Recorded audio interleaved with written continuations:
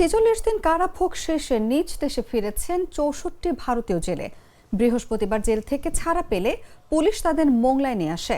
সেখান থেকে ভারতীয় পুলিশের কাছে তাদের হস্তান্তর করা হয়। পুলিশ জানান, গত ১৭ অক্টোবর বঙ্গোপসাগরে ৪টি ট্রলার সহ বাংলাদেশের জলসীমায় অনুপ্রবেশ করে ওই ৬৪ জেলে মোংলা বন্দরের অদূরে ফেয়ারওয়ে বয়া সংলগ্ন সমুদ্র এলাকা থেকে তাদের আটকের পর পুলিশে দেয়া হয়। পরে মামলা দিয়ে তাদের জেল হাজতে পাঠানো হয়।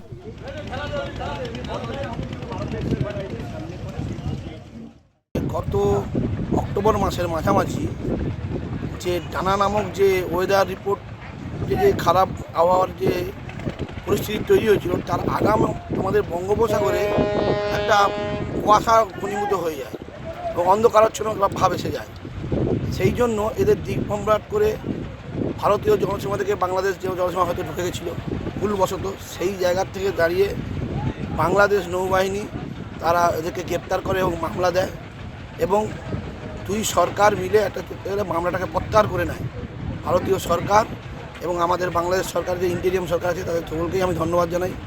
এই বিষয়টা অনুধাবন করে তারা এই বিষয়টা উপলব্ধি করে যে মামলা প্রত্যাহার করে আজকের ঠিক 12টা নাগাদ বাংলাদেশের সময় ওদেরকে জেল কারাগার থেকে বের করানো হয় এবং আমরা এসেছি যাতে ওদেরকে খুব তাড়াতাড়ি করে ভারতবর্ষে প্রত্যাবর্তন করা যায়।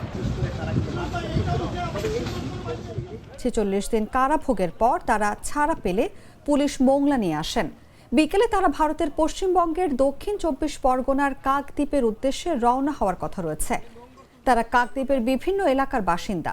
জেলেদের নিতে আসা স্বজনরা জানান, দিক ভুল করে ভারতীয় জেলেরা এদেশের জলসীমায় চলে গেলে তাদের আটক করে। ১৭ অক্টোবর ২০২৪ সালে আমাদের এই বাংলাদেশি বর্ডার থেকে আমাদের এই বোটগুলো ক্যাপচার করা হয়, ধরা হয়। তো সেটা কোনো কারণবশত হয়তো ভুল করে চলে এসেছিলো বা কোনো কারণে চলে এসেছিলো। তো এখন বাংলা সরকার দায়িত্ব নিয়ে সবাইকে আবার ছাড়ার ব্যবস্থা করে দিয়েছে। সব আত্মীয় স্বজন মিলে এখন ওনাদেরকে সামনে রাখা হয়েছে। আমি দেখা সাক্ষাৎ করে আসলাম, সবাই ভালো আছেন। কাজ শেষ হলে এখান থেকে বেরোনোর ব্যবস্থা করব। আমার বাবা আছেন, যিনি মাঝি মালিক, উনি ট্রলারে আছেন। আমাদের দুটো বোট, অভিজিৎ ১ আর অভিজিৎ ৩, দুটো বোট আমাদের। তো আমার বাবা মাঝি মালিক, উনি বোটেই ছিলেন, আছেন এখনও। তো ওই কারণে আর বাদ বাকি যত সব স্টাফ যারা।